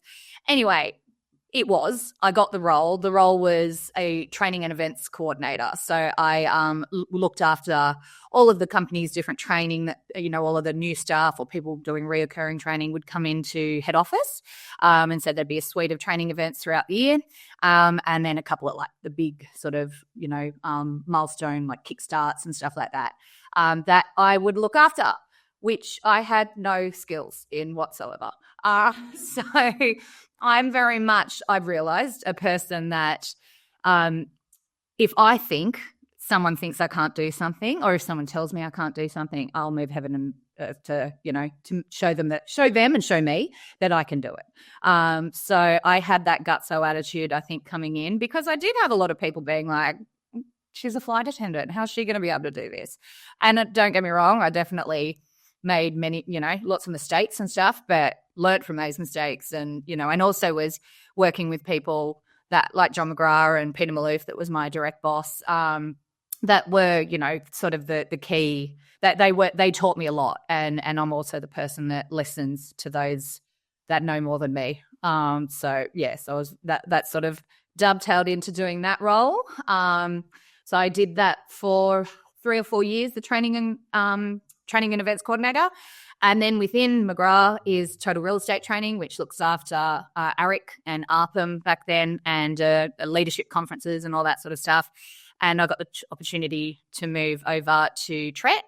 And then I was there for about 7 years, which 4 of those I ended up being the general manager of the department. So running the whole thing, which again, that one was also a bit of a baptism of fire, that again, getting a seat at the big table, and I very quickly had to try and educate myself on all things, profit and loss statements and all of that sort of stuff. And but I'm very proud of that, and that it's a nice bow in my cap that I I ran that department, and we were very successful for the time that I was there, which was, great fun and something that I look back really fondly on. Yeah. And I think from our time, joining McGrath, and obviously back, I think, I don't even know when my first ARIC was, maybe 2006, 2007, and seeing the effort and the work that goes in, must be really easy behind the scenes. Oh, totally. Yeah, anyone can do it. Yeah. No, listen, I joke on that saying anyone can do it. Anyone can do it. You just need to have the right headspace for things, like we were saying before. Things will go wrong, but it's how you handle it. And I also think that's an attitude that carries over to life, right? Like we can't, like you said, control the controllables. You can't control everything. But yeah, there's been times where I sit there and I'm like, am I some sort of am I not right in the head that this is the job and I chase this, this feeling of being, a million miles an hour. And then when something goes wrong, quickly having to come up with the solution. But then that's also what feeds the desire to keep doing it, because it's that, seeing you problem solving, seeing, that you can come up with solutions when you need to really quickly. I've seen over the years, it's interesting. I see, you see Nicola there. She's got the headset on at ARIC, and you can tell something's going on, and it's just, she's a beeline. Whatever's going on, it's like, stay calm, everyone. Everything's stay calm. fine. Everything's fine. It's good, but here's Nicola. Boom. No, I like to refer to that's swan mode, when swan mode's been activated. So on top of the water, everything's fine, everything's lovely. Underneath, it's like the feet are going a million miles an hour, and that's swan mode. My 15-year-old has got great work ethic and, is different to the 17-year-old, and they've both got their strengths. But the 15-year-old, when he was 14, got him into his first job from a paid job. Prior to that, he started a recycling business when he was 8, and he's done 3D printing, and he's done all these different things over the time, plant and seed business and stuff like that. So he's always wanted to do stuff. But it was interesting when he started his first, kind of actual paid job at a supermarket. It's interesting. I said to him, there's some key things that you need to remember. If you get offered a shift, take it. Just some simple stuff, like always be there 10 minutes early, or, all these different things that I remember I grew up, and I don't know who taught me, but I just implemented it. And there's some of the things that I think are lacking. Some of that, I want to hang out with my friends. I don't want to take a shift, all those kind of things. And one of the other things I thought was quite interesting was, we went and got him dressed really nicely. He had his nice shirt on, and I said, tuck your shirt in, nice belt, walk in there, presented really well. And after about the second shift, he came out with his shirt out, and I said, why is your shirt out, And he said to me, oh, no one wears their shirt tucked in. And they were like, oh, what are you wearing your shirt tucked in for? And I thought, what a prime example of, especially the younger generation, they all care what everyone else thinks, right? But to stand out, you actually have to stand out, right? And you have to dress better, be better presented, show up on time, and have that extra work ethic. But it's interesting because the younger generation, many feel like, I'm just going to fit in. I'm not going to stand out. Yeah, you're right. And the book that I've just finished reading talks about that, is about being you. It's not about what others think. It's what you think. And it's conversations, like as parents, the conversations we have with our children, right, is to say, well, be you and make an impact. You don't tuck your shirt in because that's what you believe is the right thing to do. Don't untuck it because everyone else does the same thing. If we're all the same, then the world wouldn't move forward, right? We all have different tastes with different likes, different things, and different capabilities. Everyone's got different magic in them. And that's the uniqueness. And we've got to come back to celebrating the uniqueness of individuals. Unfortunately, because of social media and all the rest of it, again, I don't blame social media. I blame people, because social media is a resource. The internet is a resource. How you use that resource is what matters. So when parents blame the internet, like my kids use technology, but I say, today on the way to school, when I was dropping Arlie off at school, I said, what series are you watching now? And he said, I just finished watching MasterChef in America. And I said, oh, what do you like about it? He goes, oh, just they've got a different way of cooking. They've got different types of dishes than MasterChef. Now, I have a conversation, what are you watching? And then have a discussion with him. Or I could turn around and say, why are you always on your phone? You know, now the phone is an entity. It's a resource. He's using that phone as a resource in a positive way. He's learning. Now he's 14. He cooks for himself. He likes to experiment. He cleans up after himself. He empties the dishwasher in the morning. So just that is a great example of, you know, just because there's more resources, don't blame the resource, blame the parenting, blame your attitude towards it, you know, and you're shaping the attitude of a child as a parent, right? And so, you know, when people say, oh, the bloody youth of today, well, what are you doing to change that? What are you doing to contribute to that? What are you doing to, you know, to make sure they're better tomorrow than what they are today? Because if everyone does their own bit, then again, we'll have a better place. But the key takeaway is don't blame the technology, because the technology, it's like a scalpel. A scalpel can be used by a surgeon for good, or it can be used by a criminal for bad. And technology is no different. It's a resource that can be used for amazing things and positive things, or the bad intentions, a person can use it for bad, such as, you know, all the media and the comments and the hype and that are going on. I mean, I was asked this morning about, you know, what did you think about the lady rapper, whatever they call it, breakdancer? And I said, look, I really don't have a comment. I mean, I don't believe breakdancing should be an Olympic sport when you don't have netball as an Olympic sport. You know, like there's so many other sports that warrant it. I said, but that's my opinion. Somebody thought that breakdancing should be there. If I don't like it, don't watch it. But I don't actually have a comment on the performance. I didn't even see the performance. I'm not interested in seeing the performance. But just because somebody performs, everyone thinks they've got a right to comment on it. Like, I don't like watching hockey, so I don't watch it. It doesn't mean I don't respect their athletes. They've made the Olympics. They're there. What an amazing achievement. They're representing the country. But, you know, my attitude is if I don't like it, don't watch it. I don't go on there and start bagging people, and just reading some of the comments is ridiculous and really does not contribute to a great society. And that's a perfect example of the resource. Don't blame the resource. The person making that comment is the idiot, right? It's not the computer's fault, and it's not Facebook's fault. It's your fault. Take accountability for it, you know, which is another key message out of that, right? Yeah, and I think with that example as well, you know, let's think back to when Bradbury, you know, he was mocked, right? He was mocked back in the Olympics when he everyone else fell over and he came through and they went, oh, the accidental gold medalist and all these things, right? But, you know, I said to my wife last night, I said, she can, you know, this breakdancer, she can, and I've actually messaged her, but she can actually spin this to, you know, there's resilience. You earlier, you were talking about we've got to celebrate the uniqueness, Correct. Right? Also as well, as Australians, what are we known for? Having a go. Yeah. Having a crack. Yeah. So why should we like do it now, right? That's exactly right. But it's interesting because it shows the mindset, especially in social media and in society, is that it's very quick to go to the negative. Yeah. But I looked at it and I saw a lot of the comments and I saw a lot of the... It's interesting actually because I was listening to the radio this morning on my way to get coffee, and we're going to talk about coffee. But I was on my way and they're kind of making fun of the breakdancer, and I'm like, hang on, guys. In some segments on your show, you're talking about how, you know, you don't like people being critical of you or being critical of celebrities or whatever it is, but then you guys are making a mockery of this person, and I'm like, hang on, what are you teaching people here? You know, you're actually fueling what you as yourself don't like. Correct. And you can't say it any better, Steve. It's like, you know, everyone feels like I have to have an opinion. Why?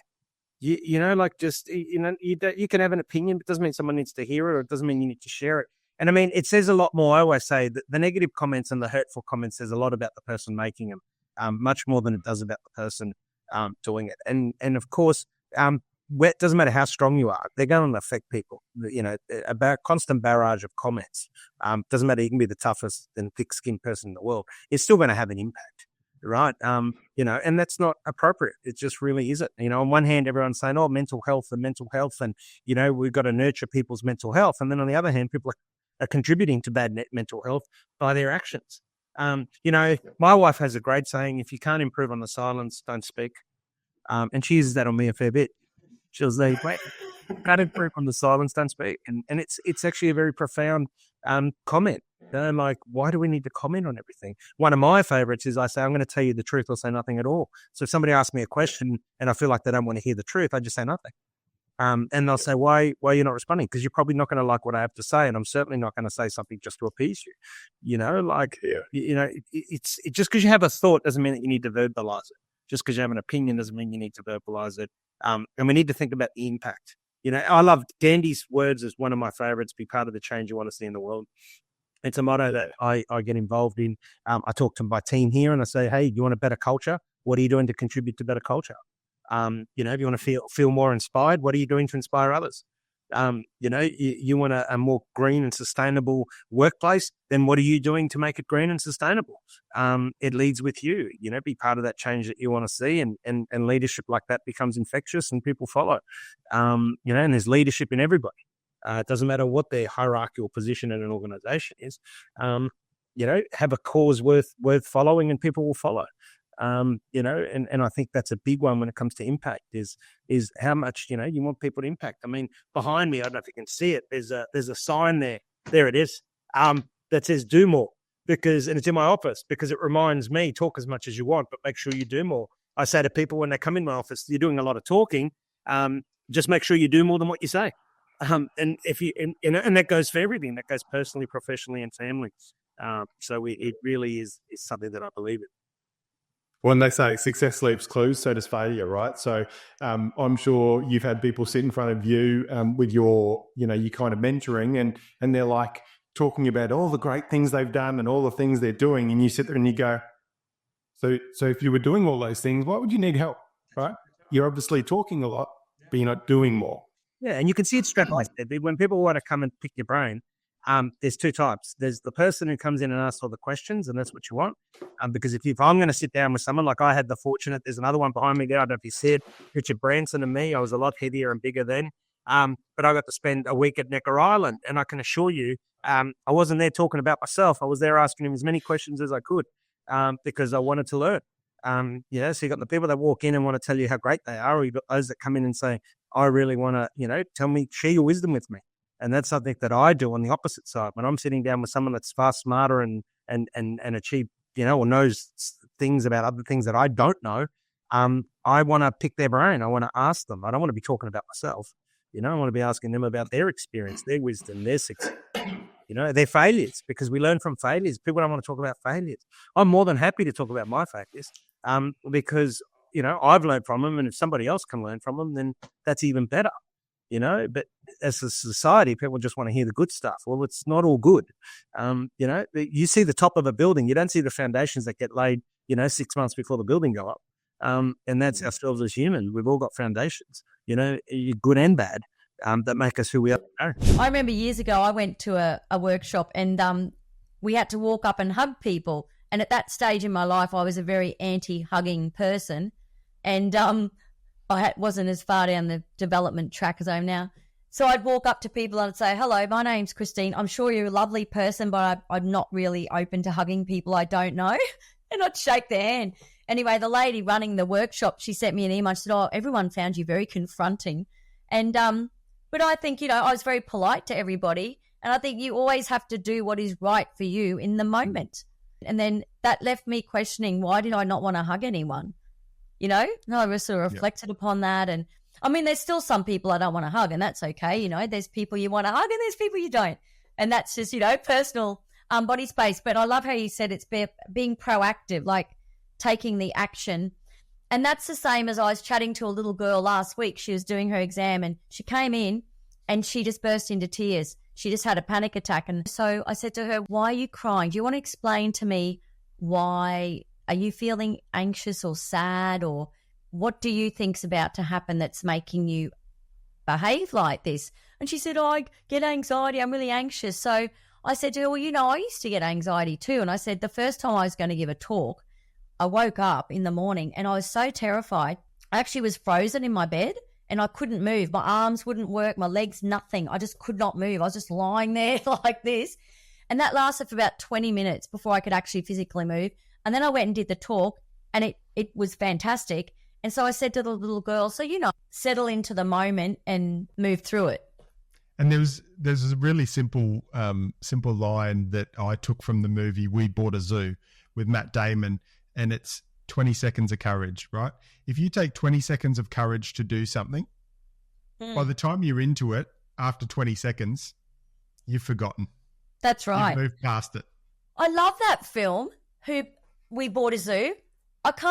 I just remember I love it. I don't remember the details of it, but I'm going to look for it and watch it again now. Brilliant movie. And I watched it with watched it with my sons many, many years ago, and I was like, this is such a brilliant movie. And I just, the thing I take away things, whether it's a talk, you can write notes on everything and that's fine, but just go, what's one thing that you take away? But for that, it was 20 seconds of courage. And if you're feeling anxious for something before a talk or whatever, just throw yourself into it and go, I've got to take 20 seconds of courage. Before you know it, you've done it. And I use that 20 seconds of courage now when I feel that little bit of a feeling in my stomach when I'm about to do something. I go, but now I don't need the 20 seconds of courage as much because I've thrown myself into a lot of things by using that strategy that now it's just second nature. Yeah, yeah. And the thing is, I think you have that 20 seconds of courage when you're starting off, because I think as human beings, we have this expectation. We think that the people who've gone before us never had any fear or any doubt or anxiety or whatever. And so you're coming along the path, into that field or that new experience. And you're like sort of thinking, but everybody has had that. Everybody has that same experience. And I heard someone say the other day, you climb a mountain and then the peak of that mountain becomes the base of the next mountain. And I think that's something we need our younger generations to understand. Life isn't that you go to the top of a pinnacle and then you're like, da-da, here I am. That's just not life. Life does not work like that. You reach a pinnacle and then for most people, your expectations change or your circumstances change or your values change, and then you're ready for a new challenge. So life is a constant up and down, up to the top of the mountain and then down to the bottom. Like if we had that expectation, I'm going to feel a bit uncomfortable, I just need 20 seconds of courage. And then you realize most people actually want you to succeed. And people who are further along, I found the more successful people are, the quicker they answer my emails and the more reliable they are and the more help they want to give me. That's what I find. So I also think it's really so important to approach people and say, hey, do you want to do this together? Like, do you want to do that together? Or would you have 10 minutes for a coffee? I'd love to get your advice on this or that. Or oftentimes the people who are really successful do answer and they do help. And I don't know, it's an interesting thing to me. And then, your expectation is, they don't have time or whatever, but they often do. And I think human beings, again, we've been hoodwinked into thinking that it's this horrible thing and everything's challenging and nasty, and it's not. Human beings are actually incredibly generous, supportive, loving, kind people who 99% of us all want the same thing: to be seen, to be heard, to be valued, to be supported, and to have a joyful, harmonious life experience. And I think if we could just all realize that and everyone's on the same page, and then we don't have to be defensive and guarded. We can be like open to everyone. And I find with this podcast, I've reached out to a lot of people, and I reach out to different people, and people reach out to me saying, I'd love to be on your podcast. And for me, it's all about how I feel, how I feel the guest and the theme fits in. Like I was talking about, I've reached out to people around joy, happiness, laughter, those kind of things. And it's interesting, I had someone that was quite internationally, known, and very early on, she said, yep, let's book in. And the worst thing is I was so excited about it. I woke up in the morning and I'd lost my voice. So I had to message her and say, I can't do this. And it's a shame because we haven't been able to connect, but there was a reason for that. There's a reason for everything. And this is what I always say, but I get connected. And even when I email someone that I think, look, they're probably not going to come on the podcast, but I put it out there into the universe. And if you put things out there into the universe, when they're ready, the universe will bring them back. If they're meant to be. If they're not, they're not. Yeah. Yeah. I'm reading a book by, I don't know if you've heard of Florence Scovel Shinn. No. She wrote, you'd probably love her book. I'll send you the title. But anyway, she wrote a lot of books. And it's very much about that, about the divine plan of your life and stepping into the divine plan of your life and expecting it to be great and having that energy. And I think it's really simple, really. It's a bit like, The Secret. But it's really being an energetic match to success. And if you think about going to a party, like if you go to a party and there's someone there who's really fun and lively and telling jokes and having a great time, you sort of want to be around them. And if there's somebody sitting in the corner looking really aggressive and sad, you sort of think, oh, I might skip that. And that's really what life comes down to, is you've got to be the people you want to attract. So if you want to be around happy people, interesting people, then you have to be happy and interesting. It's just as simple as that. Be the person you want to be around and surround yourself with those sort of people who are having, I like being around people. I love human behavior. I love the possibility of humanity. I love human connection. And my whole life has been around human connection and human individuality. So I'm very much about individuation, people expressing who they are. So whether that's my tap dancing business or with children with the Great Job Nature book, or whether it's with the Joy Maker, what I've come to see in the last few years is everything I do is about human connectivity and championing the beauty of the human experience and human connection. And I think if you do that and you know who you are and you go out into the world with this joyful expectation, then people mirror that and that comes back to you. Like, you'll see someone walking down the street and they look really miserable, and 9 times out of 10, if I say good morning, they'll go, oh, good morning. People want to have that community. People want that. But not everybody's brave enough just to step out on the limb, or even on a train, put your phone away and just sort of look around and then, hey, how are you? And you can make conversation. Like I was in Melbourne 2 days ago, and I had a meeting with a friend, and then we walked up to Brunetti's. Do you know Brunetti's in Melbourne? No. Oh my goodness. If you're from Melbourne, you've got to go to Brunetti's. There's one in Lygon Street and one in Flinders Lane. It's like this giant Italian sort of restaurant with cakes everywhere. And oh my goodness, it's just delicious, and amazing coffee. And we went there, and this other lady was an educator and a teacher, and we're sitting talking. And we're having this really animated conversation. And then all of a sudden, the lady sitting on my right said, excuse me, are you teachers? And we're like, yes. And she's like, blah, blah, blah, blah. We've just been listening to your conversation. We just wanted to ask this. And then we ended up there another hour chatting to these two ladies who were in the education system in like schools, primary schools, and talking about all manner of things to do with, imparting wisdom and knowledge to the next generation and children. And we were just so enthralled because the other lady, Frances, who I was with, she is also a passionate educator and really loves the art of teaching and of empowering young people. And so when you surround yourself with people who have the same passion, then life is joyful. I think life is not joyful if you're surrounded by people who don't share your interests and your passion. Yep. You need to have people around you who love talking about the same things. And I always see value in it. Yeah. And I always say, you meet everyone you come across in your life, you come across them for a reason, right? Whether it's someone chatting at the coffee shop, you get to know them, you've got an opportunity to make their day, make them laugh. But there's always a reason why you come in contact with someone or you meet someone. And it's like, what can I do to help them? And is there something that they can do maybe to help me as well? So through this podcast, through the people that I'm always interacting with, I'm like, oh, you need to, I've met this guy or I've met this lady. You need to catch up for a coffee, because you guys will collaborate really well. And I actually think the power of collaboration and connection and conversation, if it's not this insular, it shouldn't be this insular, kind of thing. It should be that we actually go, how can I help you?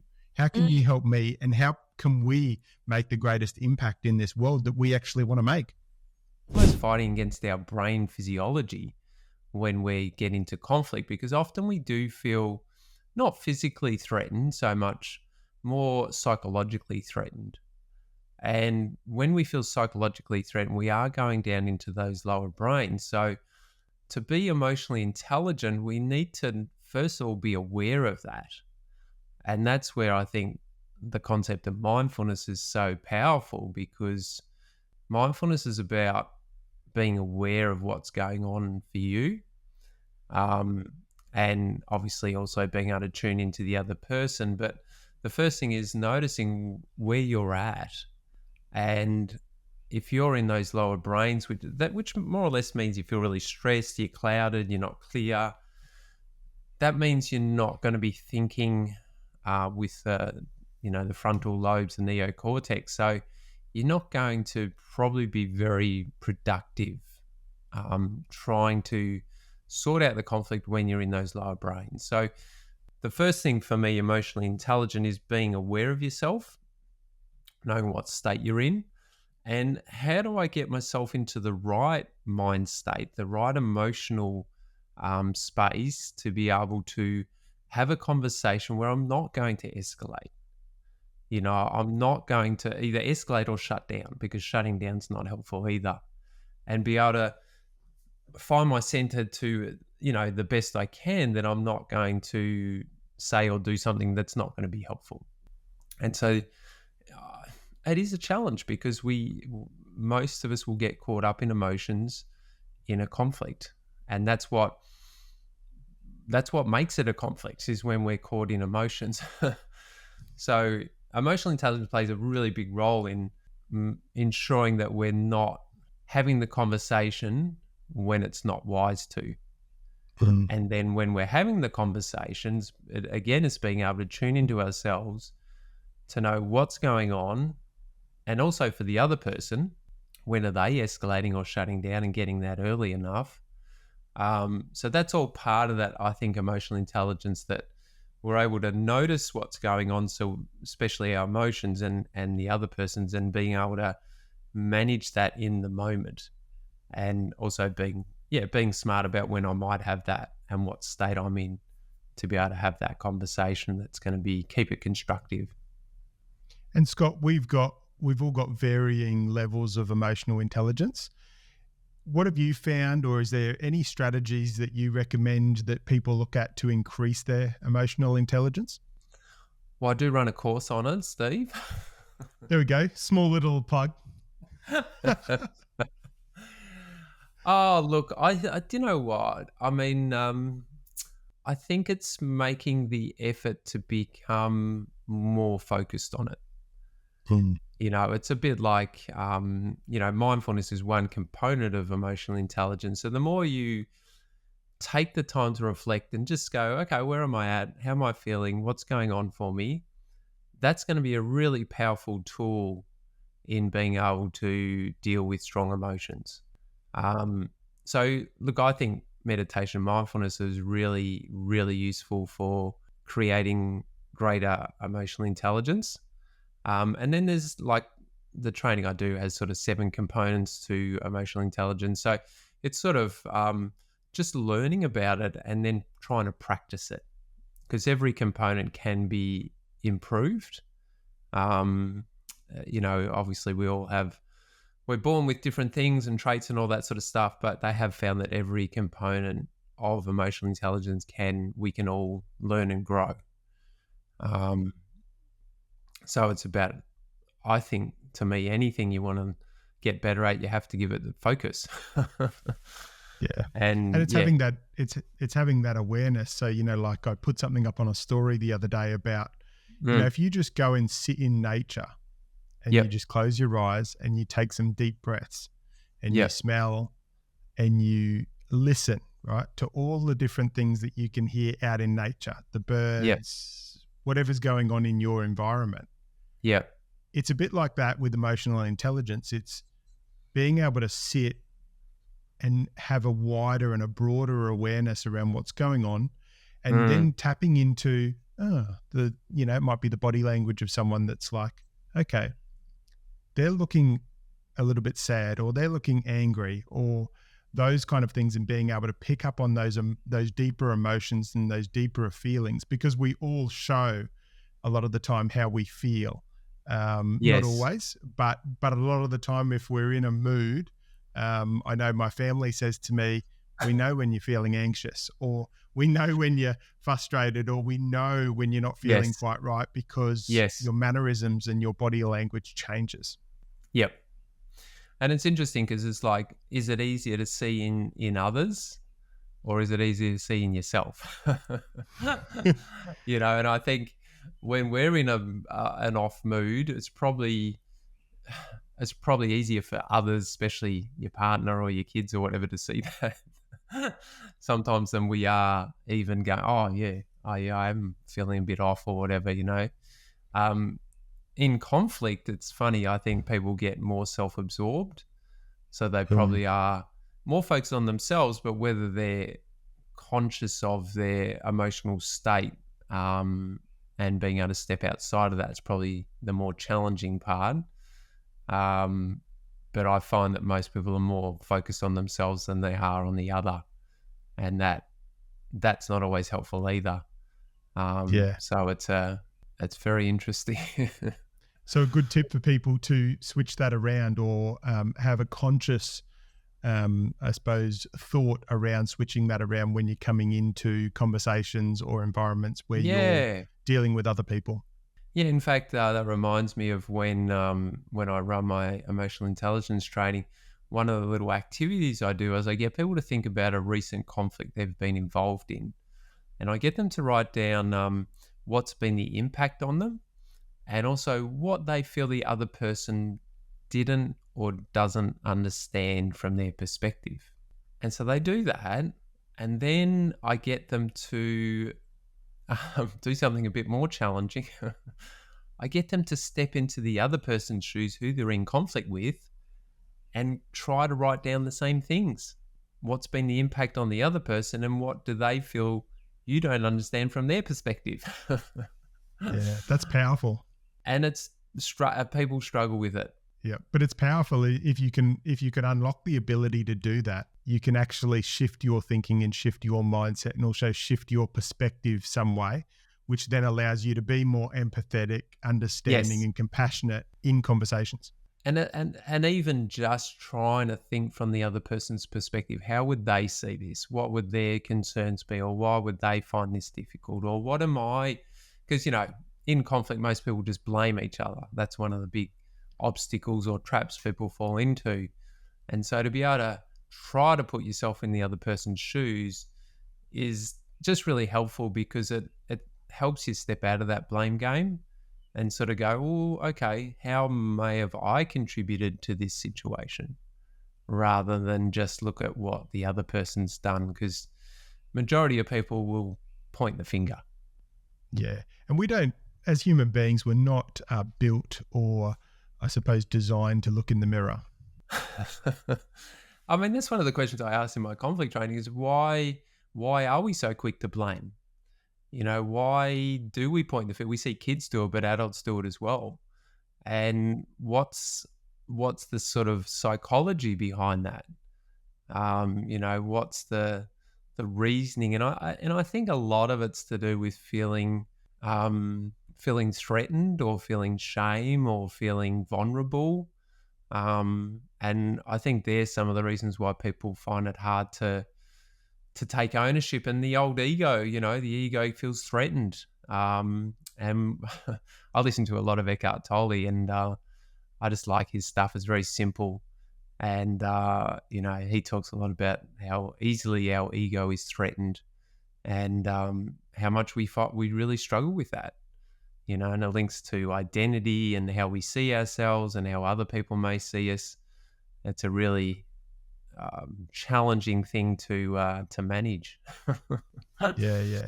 And I think, we're always deflecting. We're always getting defensive, and we're always blaming others, because it's a protection mechanism that makes us feel better.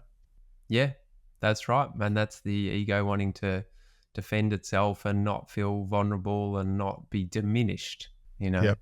So it's interesting.